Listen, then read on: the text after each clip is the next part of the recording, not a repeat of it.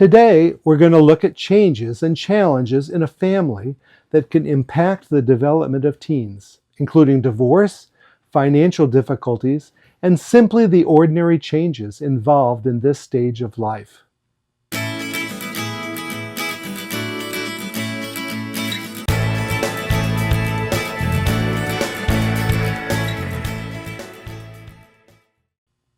My name is John Gehrig. This video is one in a series on adolescent development. We'll serve our teens better when we understand who they are. A link to notes for this video and all the others in the series are included in the description below. Much of the material from this video is from the textbook Adolescence by Laurence Steinberg, also listed in the description to this video. For a more detailed explanation of this topic, see this textbook. During adolescence, not only do teenagers experience change, but so do their families. Researchers use the term family system to describe the members of a family and the relationships between them. One family system might include two parents and two kids and their interrelationships, or one parent with a daughter living with a grandmother. We have spent a lot of time in our series looking at the transformation going on in the teenager himself. He is no longer a child, a little kid, but he's not yet an adult. Today we consider the changes going on with parents and in the family as a whole. This is a time in life when parents and teens might be moving in opposite directions. Teens blossom while parents decline. What do I mean by that? Kids are getting stronger, while parents may be getting weaker. Kids' physical beauty and health are increasing, while parents are going in the opposite direction. Teens feel like their life is nearly all still ahead of them, while parents are realizing that time is limited. Parents may already be asking themselves, how long do we have to live? In my adult life, I've spent some time wondering, am I in the first half of my life, or am I in the second half? When I was 30, I knew I could probably live to 60. When I was 40, I knew I could possibly live to 80. Now there's no question that I am in the second half of my life. Teenagers have dreams and decisions ahead of them, while parents have already made their choices and may be accepting that some of their dreams will likely remain unfulfilled. The family may also find that they have more financial pressures than before. Parents generally spend more money on teens than on younger children, buying fashionable clothes in larger sizes and electronic devices in order to help their teen keep up with their peers or meet school expectations. Money is spent on extracurricular activities, and higher education is just around the corner.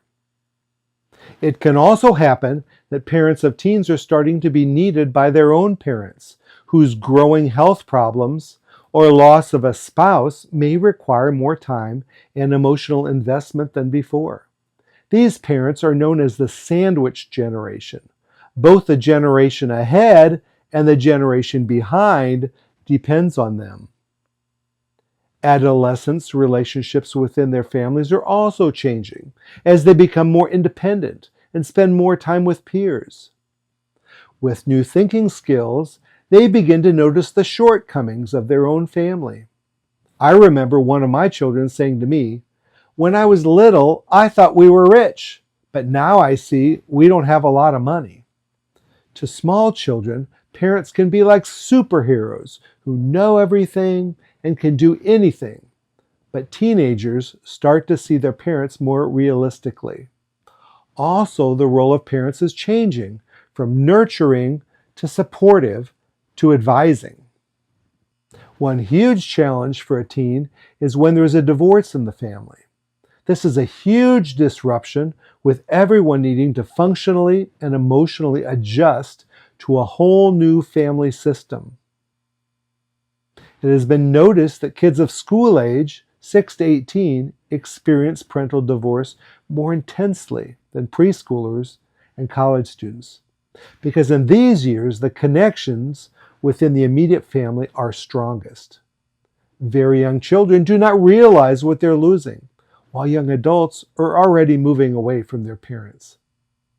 It has been observed that parental divorce during the teen years makes the teenager more likely to be drawn into problems such as drug use, disruptive behavior, academic failure, unhealthy sexual relationships, a more negative view of marriage, and eventually divorce if they have a family of their own.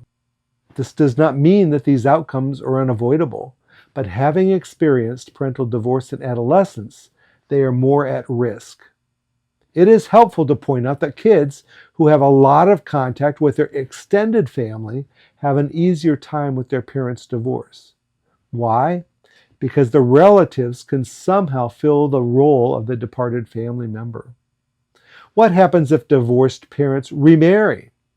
Research shows that teens are even more likely to have problem behavior if there is a stepfather or stepmother, for the reason that the more frequently a family is reorganized, the harder it is for kids to adjust. So what helps kids from broken or breaking homes? A continuing positive relationship with each parent makes a difference, and an authoritative parenting style is helpful.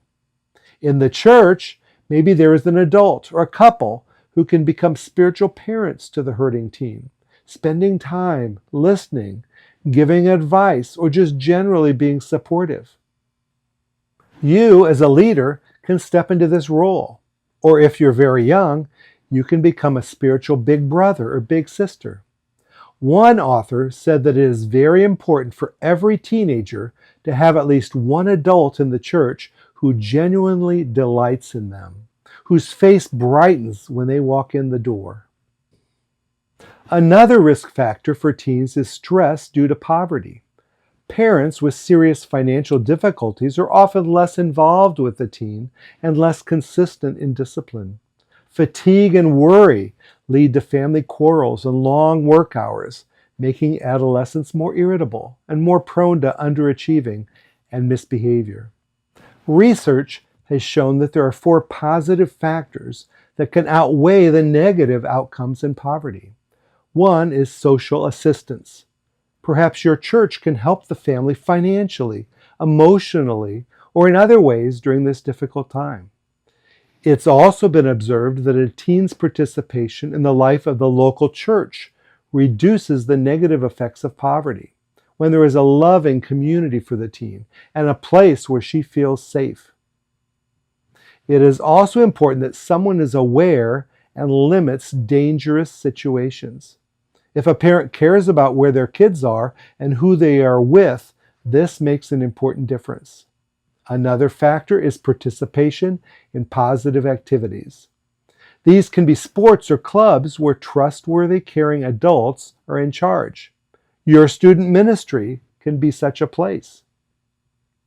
And so, as young people are changing, it's important to understand that parents are also changing.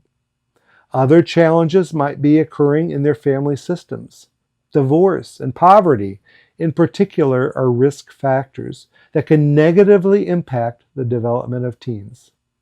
Our ministries can provide community, role models, and a safe place for our hurting kids. If this video was helpful, please give it a thumbs up. And don't forget to check out all the materials available for free on the Youth Ministry 22 website. May God bless your ministry with teens. We look forward to seeing you soon.